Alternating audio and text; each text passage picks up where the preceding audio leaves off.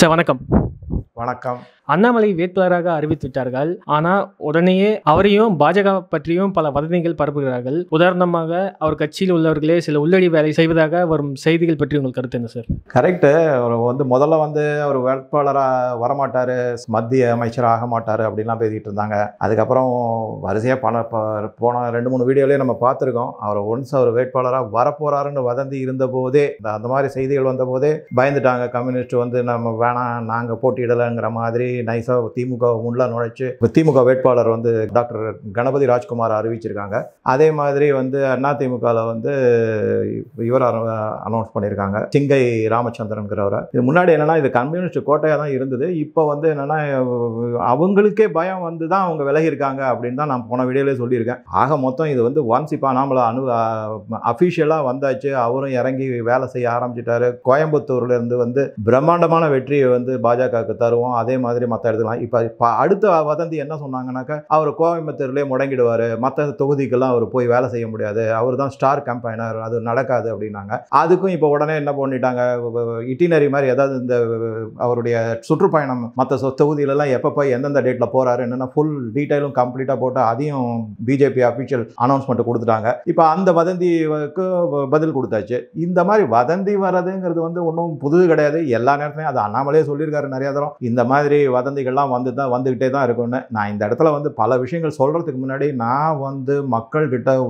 சொல்ல வேண்டியது என்னன்னா, நீங்கள் லீடராக அவரை தேர்ந்தெடுத்துட்டீங்க, அவரை முழுமையாக நம்புங்க. இந்த வதந்திகள் எல்லாம் ஒரு பக்கம் ஒதுக்கி தள்ளிட்டு அவர் வெற்றி பெறத்துக்கு என்ன மாதிரி உங்களால் செயல்பாடுகள் உங்களால் செய்ய முடியுமோ அதை முன்னெடுத்து செய்யுங்க. இந்த உள்ளடி வேலை அப்படிங்கிறது இது ஒரு வதந்தி தான் இருக்கலாம். ஏன்னா பாலிடிக்ஸ்ன்னு வரும்போது இப்போ ஒரு சின்ன விஷயம் பாருங்க, ஒன்றும் இல்லை, 1ஆம் கிளாஸ் 2ஆம் கிளாஸ்லேயே பசங்களுக்குள்ள போட்டி இருக்க தான் இருக்கும். யார் ஃபர்ஸ்ட் ரேங்க் வாங்குறது, காம்படிஷன் அப்படிங்கிறது இன்னவிட்டபிள் அப்படிங்கிறத புரிஞ்சுக்கணும் நம்ம. சரி, இங்கே எப்படி இருக்கும் அப்படின்னாக்கா, சார் இது காம்படிஷன்ங்கிறது வேற, பட் இங்கே ஒரு பொலிட்டிக்கலாக ஒரு தொகுதியில் ஒரு வேட்பாளராக தலைவராக அறிவிச்சாச்சு, ஏற்றுக்கிட்டாங்க, பார்ட்டியை ஏற்றுக்கிடுச்சு, அதே மாதிரி அவர் வேட்பாளராகவும் அறிவிச்சாச்சு.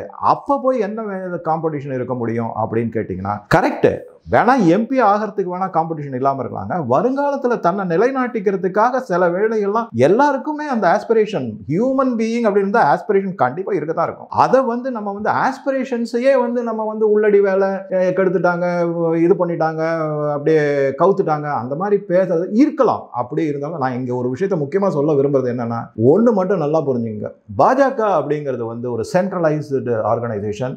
டெலிபரேஷன், அதாவது கீழ் லெவலில் அந்தங்க மாநில லெவலில் இது லெவலில் அவங்களுக்கு அத்தாரிட்டி, அதாவது டெலிகேஷன் ஆஃப் அத்தாரிட்டின்னு அந்த மாதிரி பிரித்து கொடுத்துருந்தாலும் சென்ட்ரல்லேருந்து எப்போவுமே ஒரு கண்காணிப்பு இருந்துக்கிட்டு தான் இருக்கும். யாராவது இந்த மாதிரி, நான் உங்களுக்கு சின்சியராக சொல்கிறேன், படிச்சிருங்க, படித்ததுனால நான் சொல்கிறேன், சில விஷயங்கள்லாம் நான் படிச்சிருக்கேன், சில சைட்லலாம் வந்திருக்கேன். என்னன்னா, மேலே இருக்கிறவங்க, மத்தியில் இருக்கிற பாஜக மத்தியில் இருக்கிறவங்க குறிப்பாக எங்கள் தமிழ்நாட்டில் ரொம்ப தீவிரமாக கண்காணிச்சிக்கிட்டு இருக்காங்க. யாராவது இந்த மாதிரி உள்ளடி வேலை பண்ணுறாங்க, அதை பண்ணுறாங்க, இதை பண்ணுறாங்க தெரிஞ்சதுன்னா அவங்களுக்கு பாஜகவில் பொறுத்த வரைக்கும் அவங்களுடைய அரசியல் வாழ்க்கை முடிந்துவிடும். இந்த எலெக்ஷனுக்கு அப்புறமா தெரிய வந்ததுன்னா அந்த நியூஸ், அந்த மெசேஜை கிளியர் கட்டாக பாஜகவில் இருக்க நிர்வாகிகளுக்கும் பலருக்கும் அது தெரிவிக்கப்பட்டுள்ளது. நேரடியாகவும் மறைமுகமாகவும் தெரியும். இது ஏற்கனவே பல பேர்கிட்ட நடந்திருக்கு. ஸ்ட்ரெயிட் ஃபார்வர்டாக சொல்கிறேன் பாருங்க, வருண் காந்தி உத்தரப்பிரதேசில் 2-3 டேர்மாக ஜெயிச்சவர். அதே மாதிரி அவங்க மதர் மேனகா காந்தி ஜெயிச்சாங்க, ஜஸ்ட் அப்படி தூக்கி போட்டாங்க. ஏன்னா உள்ளடி வேலை, பார்ட்டிக்கு எகென்ஸ்டாக வேலை செஞ்சுருக்காரு அப்படிங்கிறது தான்.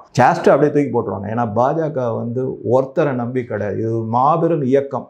அதில் பல தலைவர்கள் இருக்காங்க, பல பேர் இருக்காங்க. அதனால் ஒரு தலைவரை மட்டும் நம்பி இருக்கக்கூடிய கட்சி அது கிடையாது. அதனால் அந்த மாதிரி எண்ணங்களெல்லாம் விட்டுருங்க. தயவு செஞ்சு வதந்திகளை நம்ப வேண்டாம். இருக்கலாம், ஆனால் நான் சொல்கிறேன், இப்போ ஒன்றும் இல்லை, தென்சென்னை வேட்பாளரை அவங்க கவர்னர் பதவி எதுக்கு விட்டுட்டு வந்தாங்க, அண்ணாமலைக்கு போட்டியாகும், கிடையவே கிடையாது. நீங்கள் யோசிக்க வேண்டியது என்னன்னா, அதே மாதிரி இன்னொரு குற்றச்சாட்டு இதில் வேடிக்கை பாருங்க, அவங்கள அண்ணாமலைக்கு எகென்ஸ்டாக பேசுகிறாங்க. அதே மாதிரி அவங்கள பற்றியுமே என்ன சொல்கிறாங்கன்னா, பாஜகவில் அவங்களுக்கு அதிருப்தி இருக்கு, ஏன்னா நான் கவர்னர் பதவியே நான் விட்டுட்டு வந்திருக்கேன், அதனால எனக்கு தன்னை முன்னிறுத்தி பேசுறாங்க. இந்த மாதிரி வதந்திகள் வரத்தான் வரும். ஏங்க, கவர்னர் பதவிங்கிறது சாதாரணது கிடையாது. அதை தூக்கி போட்டு அவங்க மக்கள் சேவைக்காக வந்திருக்காங்கன்றது அதை நல்ல விதமா ஸ்ட்ரெயிட் ஃபார்வர்டா எடுத்துக்கிறத விட்டுட்டு அதுல ஒரு குதர்க்கம், அவங்களுக்கு ஒரு வதந்தியை கிளப்பி அவங்களை எப்படியாவது மட்டம் தட்டி அவங்களுக்கு ஓட்டுகளை வரவிடாம தடுக்கிறதோ இல்ல குறைவான ஓட்டுகளை வாங்க வைக்கிறதோ, இந்த மாதிரி அவங்கள செய்யறாங்க. அதுக்கப்புறம் இன்னொரு பக்கம் என்ன பண்றாங்க, அவங்க வந்து கவர்னர் போஸ்ட்டை விட்டுட்டு வந்து அவங்களுக்கு எதிராகவே வதந்தி பரப்புனவங்க இப்போ அவங்கள வச்சு அண்ணாமலைக்கு எகென்ஸ்டா ஒரு வதந்தி என்ன சொல்றாங்க பார்த்தீங்கன்னாக்க, அவங்க வந்து அண்ணாமலை தலைவர் மத்திய அமைச்சரா போனாக்க அவங்க வந்து தலைவராக பார்ப்பாங்க. இந்த மாதிரி இது வந்து இதுக்கு வந்து எண்டே கிடையாது. இந்த மாதிரி வதந்திகள் வந்துகிட்டே அதுவும் நான் இப்ப சொல்றேன், எலெக்ஷன் வர வர வர வர இன்னும் இந்த வதந்திகள் அதிகமாகி கொண்டு தான் இருக்கும். இதுல நான் உங்களுக்கு முக்கியமா என்ன சொல்ல வரேன் அப்படின்னாக்கா, இதுல வந்து நீங்க பாத்தீங்கன்னாக்க ஆல்ரெடி வந்து இப்ப வதந்திகள் ஓப்பன் சேலஞ்ச் வந்தது. இப்ப அடுத்தது வந்து ஓப்பன் சேலஞ்சில் அவர் வந்து எக்ஸ்பர்ட் ஆயிட்டாரு. அவர் எல்லாருக்கும் சரியான பதில் கொடுக்குறாரு, எல்லாருக்கும் சரியான பாயிண்ட்டையும் எடுத்து சொல்றாரு, அவங்கள வந்து சரியா மடக்கியும் நல்லா சமத்தை வச்சு செய்யறாருங்கிற மாதிரி பதில் கொடுத்து இது பண்றாரு. அதனால அவங்க என்ன பண்ணுவாங்க, அவங்களுக்கு வேற வழி கிடையாது. அண்ணாமலை மேல ஏதாவது ஒரு வதந்தி இருக்கும். இது மாதிரிலாம் நிறைய வதந்தி இன்னும் இப்ப நான் சொல்றேன், இன்னும் போக போக இதை விட இன்னும் கேவலமான வதந்தி. ஏதாவது பாருங்க எப்படி அப்படின்னாக்க, அப்போசிஷனுக்கு வந்து தான் ஜெயிக்க போறது இல்லை அப்படிங்கிற இது கொஞ்சம் கொஞ்சமா அதிகமாயிட்டே வரும்போது அந்த ஃபீலிங், அந்த தெளிவு வரும்போது அவங்க என்ன பண்ணுவாங்கன்னாக்க, வெறுப்பு வரும். முதல்ல யார் தனக்கு அப்போசிஷனா இருக்காங்களோ, இப்போ அண்ணாமலை அப்போசிஷனா இருக்காரு, அதனால கண்டிப்பா அப்போசிஷன் பார்ட்டிக்கு அண்ணாமலை மேல பாஜக மேல ஒரு வெறுப்பு வரும். அந்த வெறுப்பு வந்து என்ன ஆகும் அப்படின்னா, கொஞ்சம் கொஞ்சமா நாளடைவில் ரொம்ப மிக அதிக அளவு வெறுப்பாகி அதுலேருந்து அது வந்து கோபமா மாறும். அந்த கோபம் இது வந்து உளவியல் துறையா நான் சொல்றேன் உங்களுக்கு. அந்த இதுல கோபம் வந்து அதிகமாக ஒரு யாருக்குமே வந்து கோபம் அதிகமானாக்கா தப்பு மேல தப்பு கண்டிப்பா செய்வாங்க. இங்க தப்பு மட்டும் இல்லை, இவங்க பிளண்டர் பண்றாங்க, எத்தையாவது சொல்லி இது பண்ணிட்டு இருக்காங்க. அந்த மாதிரி இதாச்சு. இப்போ இந்த பிளண்டர் வந்து என்ன ஆகும் அப்படின்னாக்க, ஒரு பிளண்டர் பண்ணுவாங்க, இன்னொரு பிளண்டர். ஒரு உதாரணம் சொல்லட்டுமா, இப்போ என்ன பிளண்டர் பண்ணுவாங்கன்னா, அவர் ஸ்டாம்ப் பேப்பர் வந்து தப்பு பண்ணிட்டாரு, அவரை உடனே வந்து டிஸ்குவாலிஃபை பண்ணணும், அவருடைய கேண்டிடேட்டரே டிஸ்குவாலிஃபை. ஐயா அவர் படிச்சவர், அவரை சுற்றி 4 லாயர் இருக்காங்க, எல்லாரும் சரியா செய்யும். இப்போ கடைசியில் என்ன ஆயிடுச்சு, அவருடைய வேட்புமனு வந்து நிராகரிக்கப்பட வேண்டும்னு அப்படியே குதிச்சாங்க, ஆயிடுச்சு, போச்சு, அண்ணாமலை சார் முடிஞ்சது அப்படின்லாம் பேசினாங்க. இன்னைக்கு ஏற்றுக்கிட்டாங்க அப்படின்னா, ஏற்றுக்கிட்ட உடனே அடுத்தது என்ன பண்ணுவாங்க, வேற ஏதாவது ஒரு வதந்தியை சொல்ல வேண்டியதான். இந்த இடத்துல நான் முக்கியமா என்ன சொல்றேன், இப்போ வந்து பூத் லெவல் ஆளே இல்லை அப்படிங்கிறாங்க. நான் வந்து உங்களுக்கு வந்து ஒரு செய்தி சொல்றேன், அதனுடைய சின்ன வீடியோ கூட இருக்கு, அது பாஜக அஃபிஷியல் இதுல இருந்து தான் நான் அதை பார்த்துட்டு தான் நானும் சொல்றேன். நானா ஒன்று இதை வாட்ஸ்அப் யூனிவர்சிட்டி வீடியோ கிடையாது, அது அஃபிஷியல் வீடியோ. அதில் வந்து என்ன சொல்லியிருக்காங்கன்னா, ஒருத்தர் சொல்றாரு, அதாவது ஒரு தலைவர் சொல்றாரு, அவர் வந்து என்ன, அவர் பேர் சட்டுன்னு ஞாபகம் வரல, அவர் என்ன சொல்றாரு அப்படின்னு நீங்க பாத்தீங்கன்னாக்கா, 15,000 வாலண்டியர்ஸ் வந்து பிஜேபியில அப்ளிகேஷன் கொடுத்துருக்காங்க, நாங்க வந்து அந்த தேர்தல் வேலைகள்லாம் செய்யறதுக்கு ரெடியா இருக்கோம் அப்படின்னு சொல்லிட்டு அவங்க எல்லாருக்கும் பயிற்சி முகாம் நடத்த போறாங்க. அவங்கள வர சொல்றாரு. ஒரு வீடியோல அவர் சொல்றாரு, 15,000 அப்ளிகேஷன் வந்திருக்கு, எல்லாருக்கும் நிறைய வேலை இருக்கு, யார் யாருக்கு என்னென்ன மாதிரி வேலை எல்லாம் இருக்கு அப்படிங்கிறதெல்லாம். அதுல முக்கியமா அவர் ஒரு பாயிண்ட் சொன்னாரு, ரொம்ப அசந்து போயிட்டாங்க. உங்களுக்கு முதல்ல மக்கள் கிட்ட போய் எது பேசணும் எது பேசக்கூடாதுங்கிறதா நாங்க ஃபர்ஸ்ட் சொல்லி தர போறது அப்படிங்கிறாரு. அப்ப நான் என்ன நினைச்சேன் அப்படின்னாக்க, பாஜக வந்து எல்லாமே ஒரு கட்டுக்கோப்பான கண்ணியத்தோட நடந்துக்கிற ஒரு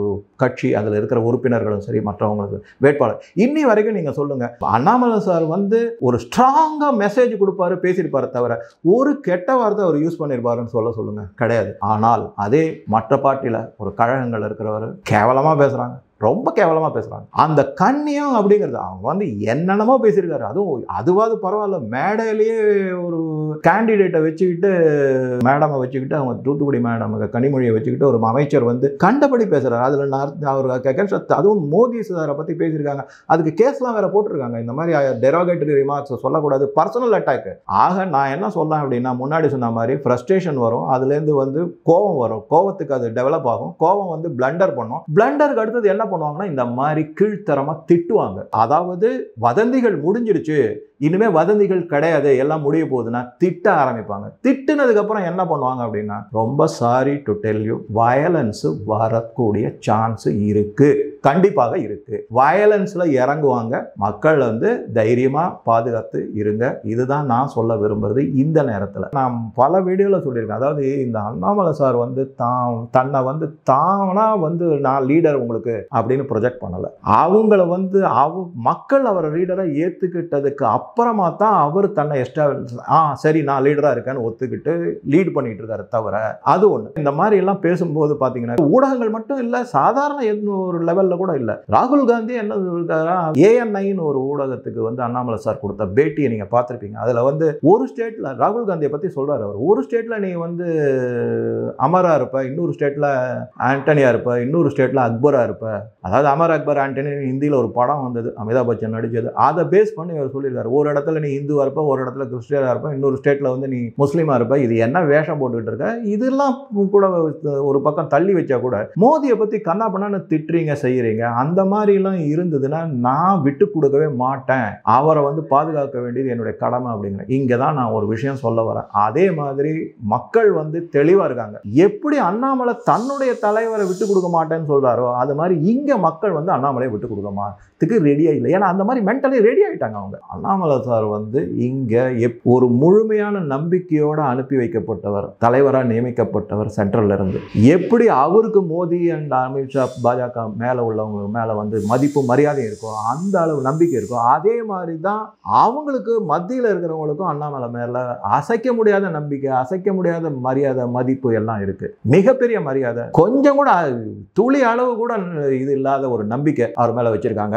அதனால இது வந்து இது. இன்னொன்னு அதே மாதிரி பாத்தீங்கன்னா இன்னொரு வதந்தி பாருங்களேன், என்ன சொல்லியிருக்காங்கன்னா வந்து கவர்னர் அவமானப்படுத்திட்டாங்க. கவர்னர் அவமானப்படுத்தினது வந்து அவமானம்லாம் படலை, சுப்ரீம் கோர்ட்டினுடைய லா அது வந்து. அதை நான் வந்து கேஜ்ரிவாலை பத்தி ஒரு வீடியோ சொல்லணும்னு இருக்கேன், அதுல வந்து விளக்கமா சொல்றேன். சில பேர் வந்து கிளப்பி விடுறாங்க, அண்ணா திமுகவும் டிஎம்கேயும் ஒன்னா சேர்ந்து அண்ணாமலையை கவுத்துருவாங்க, கோயம்புத்தூர்ல எப்படியாவது அவரை தோக்கடிக்கணும் அப்படின்னு. இது வந்து அண்ணாமலை அவரே சொல்லியிருக்காரு, 10ஆம் தேதி டேட்டே சொல்லியிருக்காரு, 10ஆம் தேதி ஏப்ரல்ல 2 பேரும் ஒன்னா சேர்ந்து இது பண்ணுவாங்கன்னு. அப்ப அவருக்கு தெரியாது அதை எப்படி ஹேண்டில் பண்ணணும்னு. இவ்வளவு தூரம் மக்கள் எழுச்சியை கொண்டு வந்தவருக்கு இந்த ஒரு சின்ன விஷயத்தை தெரியாதா? நான் தான் சொன்னேன்ல, ஃப்ரஸ்ட்ரேஷன், ஆங்கர், பிளண்டர்ங்கிற மாதிரி. இது பிளண்டர், அது அந்த பிளண்டரை முன்னாடியே கணிச்சிட்டாரு அவர். எப்படி அதை ஹேண்டில் பண்ணணும் அவருக்கு தெரிஞ்சுட்டு போகுது. நம்ம எதுக்கு அதை நம்பணும்? நம்ம அதுக்கு பதிலாக வந்து இவருக்கு என்ன இன்னும் அபரிமிதமான சப்போர்ட்டை கொடுத்துட்டு போக வேண்டியதான் நமக்கு வேண்டியது. இப்ப கடைசியா வந்து நான் உங்ககிட்ட சொல்றது என்னன்னாக்கா, இப்ப இன்னொரு பிம்பத்தை உருவாக்கிட்டு இருக்காங்க. அதாவது இந்த வதந்தி பிம்பம் தான் இதுவும். பலூன் மாதிரி பெருசா அது எப்ப வெடிக்க போகுது, அது வெடிச்சிடும், கொஞ்ச நேரத்திலேயே வெடிச்சிடும். அது என்னன்னா அவங்கள அடிச்சுக்கவே முடியாது.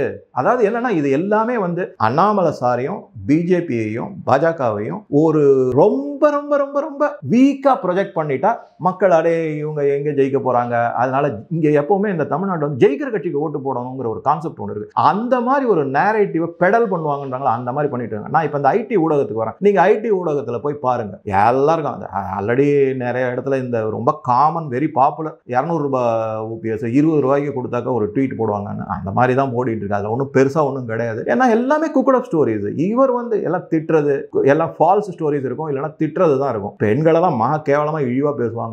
நிறைய ட்விட்டர்ல நீங்க பார்க்கலாம், எக்ஸ் தளத்துல பார்க்கலாம், மற்ற சோசியல் மீடியால பார்க்கலாம். அதெல்லாம் இவங்க பாஜக இதுல வந்து ஐடி விங் இல்லாம இல்ல, இருக்கு. அவங்க பாசிட்டிவா தான் கொண்டு போறாங்க. நீங்க பாத்தீங்கன்னா பாஜகவோட ஐடி விங்ல இருந்து வர நியூஸ் செய்திகள் எதுவுமே மோடிஜி மக்களுக்கு என்னென்னலாம் செஞ்சிருக்காரு அப்படின்னு, என்னென்ன நலத்திட்டங்கள் லிஸ்ட் போட்டு சொல்றாங்க. அதுல எத்தனை பேர் பயனாளிகள், எத்தனை பேருக்கு கிடைச்சிருக்கு, எத்தனை பேர் இன்னும் பாக்கி இருக்கு, என்ன செய்ய போறோம், அந்த மாதிரி தான் இருக்கும் அவங்க ஐடி விங் நியூஸ். வேற இவங்களோட ஐடி விங் நியூஸ்னா இது சரியில்லை, அது சரியில்லை, எங்களை வஞ்சிச்சுட்டாங்க, இந்த மாதிரி நியூஸ் தான் இருக்கும். ஆக மொத்தம் பிஜேபியோட ஐடி விங் வந்து பாசிட்டிவ் அப்ரோச்சா இருக்கும், இவங்களோட ரியாக்ஷனரி அப்ரோச்சா தான் இருக்கும். அந்த ரியாக்ஷன்ல வந்து சரியான முறை இருக்காதுங்கிறது எல்லாருக்குமே தெரிஞ்ச விஷயம் தான் இது. அடுத்தது வந்து என்ன சொல்றதுனாக்க, இந்த மாதிரி அவங்களுடைய தேர்தல் பிரச்சாரங்கள் இருக்குல்ல, அந்த வந்து யாராலையும் அடிச்சுக்க முடியாது அப்படின்வாங்க. தேர்தல் பிரச்சாரம் என்ன யாராலையும் அடிச்சுக்க முடியாது வந்து அண்ணாமலை சார் வந்து தேர்தல் எங்கேயாவது பிரச்சாரத்துக்கு போனாங்கன்னாக்கா என்ன கூட்டம் வருது.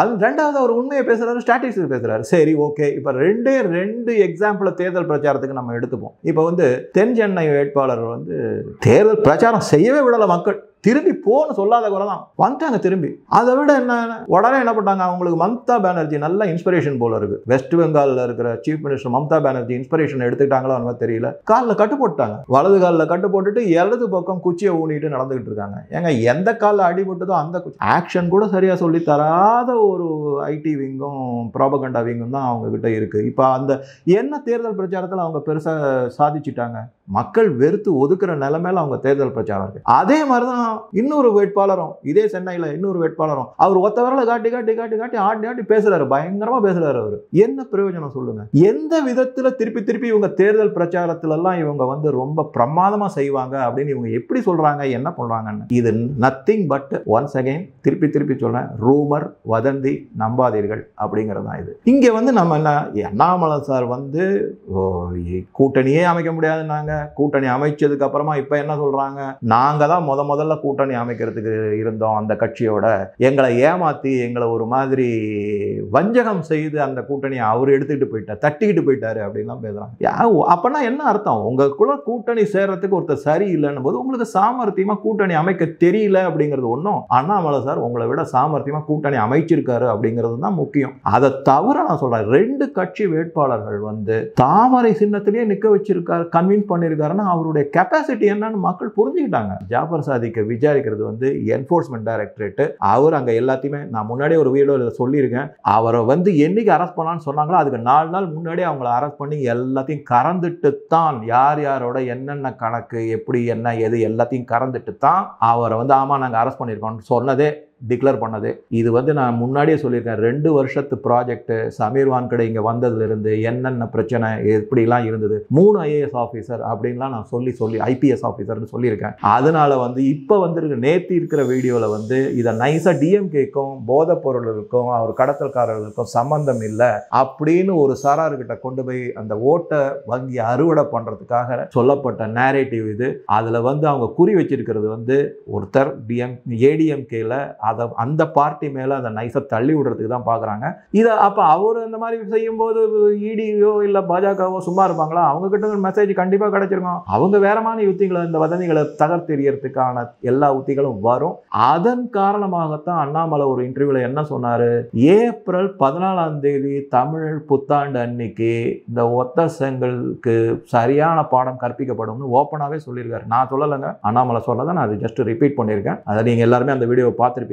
அதில் அவர் சொன்னது மைண்ட் போக்லிங் அந்த மாதிரி, அதாவது அப்படியே கலங்கடிக்குது. அது மொத்த தமிழ்நாட்டினுடைய ஜிடிபி வந்து 27 லட்சம் கோடி, அதில் வந்து 10% வந்து இந்த 20 பேர்கிட்ட இருக்குங்கிறாரு. 2.75 lakh crores அடிச்சு வச்சிருக்காங்க அப்படிங்கிறாரு. அதனால அதை வந்து ஏப்ரல் 14ஆம் தேதி தமிழ் புத்தாண்டு அன்னைக்கு சொல்ல போறான்னு வேற சொல்லியிருக்காரு. எப்படி இவங்க அதனால இந்த மாதிரிலாம் நியூஸ் வர்றதுனால தான் இந்த வதந்திகள் வந்துகிட்டே இருக்கு. இது வதந்திகள் மேலும் வரும். மக்கள் சப்போர்ட் ஒண்ணுதான் இருக்கு. வதந்தி ஒதுக்கி தள்ளுங்க. உங்களுடைய நிலைப்பாட்டை நீங்க இது பண்ணுங்க. உங்களுடைய கருத்துக்களை நீங்க பதிவிடுங்க. நன்றி, வணக்கம்.